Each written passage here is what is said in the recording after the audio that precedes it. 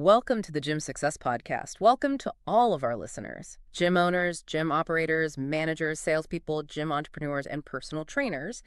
And for you folks looking to open a new gym, acquire a gym, or need working capital, we can provide funding options up to $500K. It's unsecured and no restriction on use. Check us out at fmconsulting.net. I'm Bonnie. I'm George, and we'll be taking you through the white paper today by jthomas. Our goal is to provide you with actionable insights. Yeah, absolutely. Today we're diving into jthomas's really insightful white paper. It's called The Top 5 Mistakes Smart Gym Entrepreneurs Keep Making and How to Avoid Them. Right. And what I find so compelling, is that Jim isn't just talking about obvious slip-ups. No, not at all. He's showing how even the sharpest, most driven people in our industry can stumble. Often it's because they're too ambitious, maybe too creative, or, just really optimistic. That optimism trap. Yeah.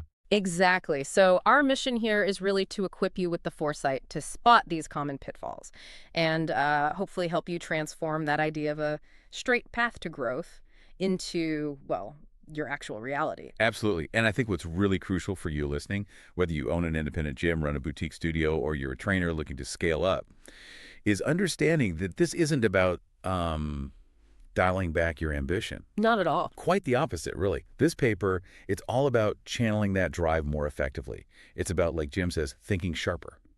Thinking sharper. I like that. Yeah, so your passion actually leads to success that's, sustainable. Predictable even. Not just those setbacks that honestly are often avoidable. It's about building something solid. Okay, so let's unpack this. The first mistake Jim highlights, outsmarting simplicity.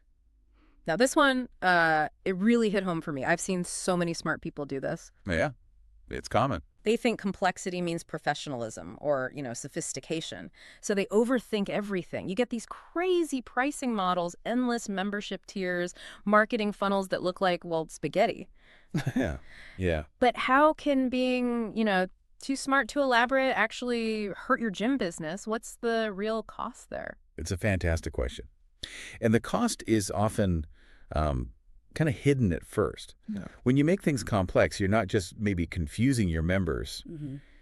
You're actually creating this this huge cognitive load. Cognitive load, okay. Yeah, for prospects, even for your own team. Think about it. Someone lands on your website, they're interested, but they see 5 different membership levels. Right. Each one's slightly different access, maybe different add-ons, complex pricing. They might just freeze. Decision paralysis. And they just leave. Exactly. Bounce. That's a lost sale right there. Yeah. Or picture a new salesperson trying to explain that mess consistently. Yeah. Inconsistency creeps in. Maybe trust starts to erode. Yeah. Sales stall. Jim's message is just so clear here. Clarity sells. Complexity solves. It's not about dumbing things down. No. It's about making it effortless to understand. Okay, so how do we fix that? How do we get back to simple without, seeming basic or losing our edge? Well, Jim really pushes for a deliberate return to basics. Keep your offer simple, easy to grasp. Like what? He suggests things like, basic, plus, and premium. Something really clear. Each level is well-defined. The value is obvious. No hitter stuff, no complex matrix of options. Okay, makes sense. And the same applies to your sales process. Use straightforward sales scripts. The scripts that are so intuitive, basically anyone on your team can follow them consistently. It's not about being robotic, though, right? Not at all. It's about providing a clear path for your staff to present and, crucially, for your members to understand. The goal is just frictionless. Make that journey from interested to signed up as smooth as possible. That really resonates. It's not just easier for members, it's easier for the team to win, too. Precisely. So for you listening, think about your gym. Are you maybe unintentionally making things harder? Is your pricing page a puzzle? Are your sales pitches crystal clear? It's definitely something to reflect on. Sure. Okay. Moving on to mistake number 2, and this one. This is where those, high-energy, visionary entrepreneurs often get tripped up. The visionary. Jim calls it overbuilding before testing. He talks about ambitious owners. They love building out these huge facilities, right? Or layering in tons of expensive equipment, designing super elaborate programs. Just before they even know if people want it. Exactly. Before proving the market demand, it's that excitement, that vision taking over. You just want to build the dream now. Oh, absolutely. And it's such a classic entrepreneurial trap, isn't it? Yeah. Especially in our industry, which is so passion-driven. Yeah. But the why it hurts part here is, it's significant. You're tying up massive amounts of capital. Cash. Crucial cash. Crucial cash. in services or space or fancy equipment that your members might not actually want. Or, maybe more critically, they're not willing to pay extra for it. Right. They might like it, but not enough to pay more. Exactly. And it's not just wasted money. It's draining your reserves fast. And it locks you into long-term commitments. Think leases, equipment financing, maybe specialized staff. All before the revenue is really there to support it. Precisely. You're basically making a huge bet. And betting without validating demand first. That's a high-risk game in today's market. It can sink even a great concept pretty quickly. So how do we balance that drive to innovate, to grow, but do it responsibly? Keep it aligned with the market. Jim's fix is actually quite elegant. Simple, again. Test small.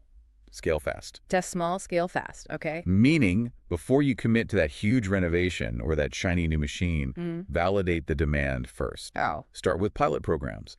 Maybe offer a new class concept to just a small group. Yeah. Get their feedback. Before a big purchase, literally ask your members, would you pay for this? Just ask them directly. Yeah. And if so, how much? Get that direct market validation. It's gold. It shifts your growth from being driven by, maybe ego. Just pure excitement. Right. To being driven by what your market actually validates. It's about being smart and responsive, not just bold. Make sure every dollar spent is on something people truly want. That's a really powerful shift in thinking, validating with the market, not just pushing ahead. So the question for you is, are you letting your vision get too far ahead of your market? Build smarter, listen first. Critical. Okay, mistake number 3. This one touches on a very human thing. We love praise, right? But criticism, not so much. Definitely. Jim calls this one ignoring member feedback that hurts. It's natural to want the positive reinforcement, but sometimes we actively ignore the negative stuff, or worse, we just never even ask for it. And, oh, what a massive missed opportunity that is.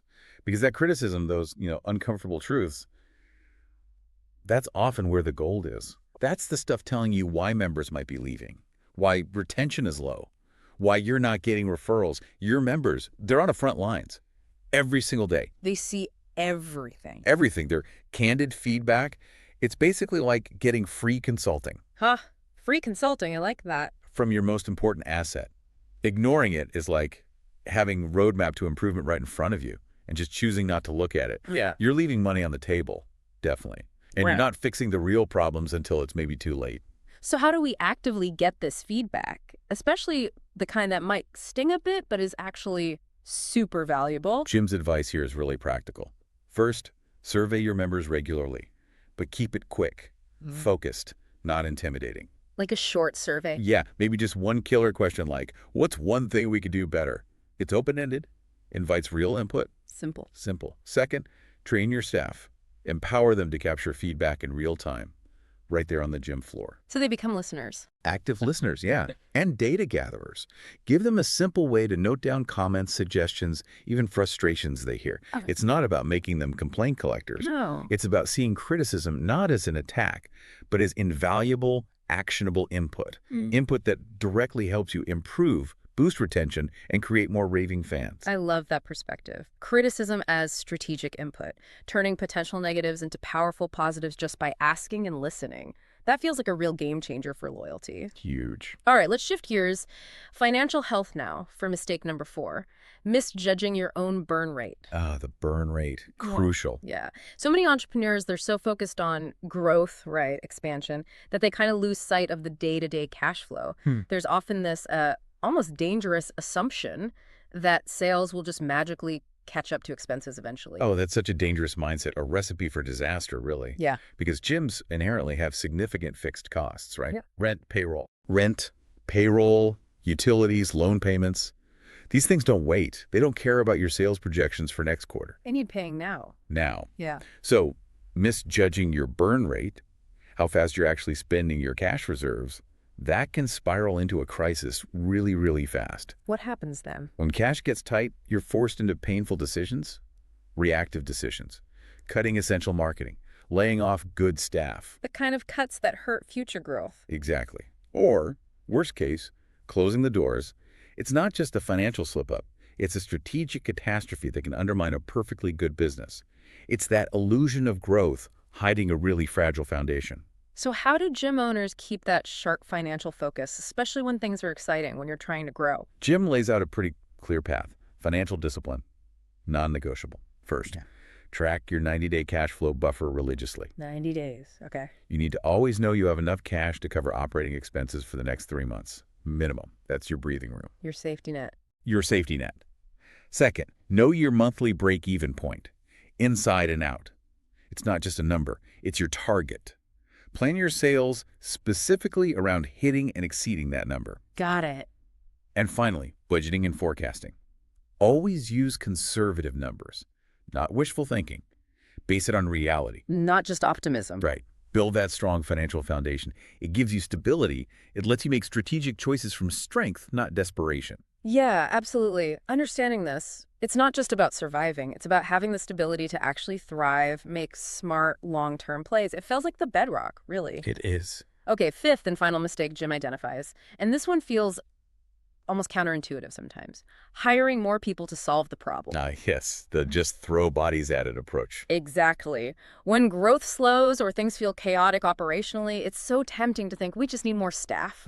More hands will fix it. Right. More hands equal more results. It feels like the obvious, immediate fix. Right. It really does. And it's a common trap. But Jim puts it so well. People don't replace broken systems. They multiply them. Ooh. Say that again? People don't replace broken systems. They multiply them. If your underlying processes, sales, onboarding, member care, whatever, are flawed or inefficient, Or just don't exist clearly. or don't exist, adding more people just spreads that inconsistency. It amplifies the problems. It makes communication harder. So you get more chaos, not less. More chaos, higher payroll, more training headaches, and often less productivity per person. It's like trying to bail water out of a leaky boat faster instead of just fixing the leak. Yeah, you're just working harder, not smarter. Exactly. Increasing effort, not addressing the root cause. So what's the smarter play here? When you're facing challenges, how should you approach staffing? The fix is clear. Systems first, then staffing. Systems first. Jim really emphasizes this. Fix your systems. Define clear, efficient processes for everything important. Once those strong systems are in place, then you hire people to run them. So the system supports the person. Precisely. And before you even think about adding headcount, make sure your current team is fully trained and optimized within those systems. Ask yourself that key question. Would stronger systems allow my current team to succeed? Ah, good question. If the answer is yes, fix the systems first.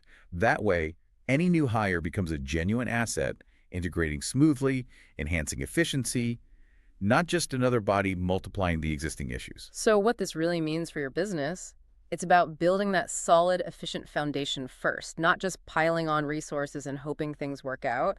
That makes a ton of sense. Efficiency over just sheer volume. Exactly right. Wow. This has been really eye-opening. A great look into Jim Thomas's white paper. His main message seems clear, doesn't it? These aren't mistakes made by, careless people. No, not at all. They're made by the driven ones, the ambitious ones, who sometimes, in their excitement, they sprint before mastering the rhythm of the race, as he puts it. Yeah, it's about channeling that ambition smartly. And the takeaway isn't think smaller. It's definitely think sharper. Think sharper. Approach growth with discipline. The paper really boils it down to those 5 core ideas, right? Embrace simplicity.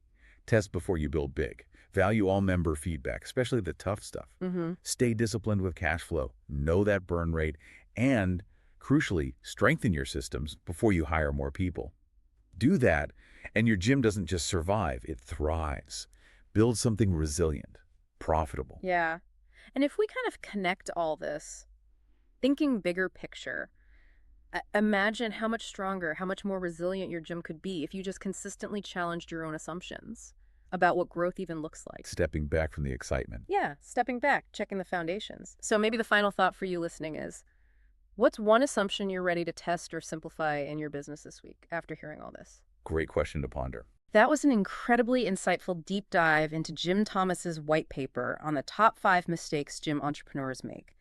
To learn more, contact Jim Thomas at 214-629-7223 or jthomas@fmconsulting.net. Also, be sure to check out our sponsor, Gym Business Manager, for the best gym software. Check them out at gymbusinessmanager.com.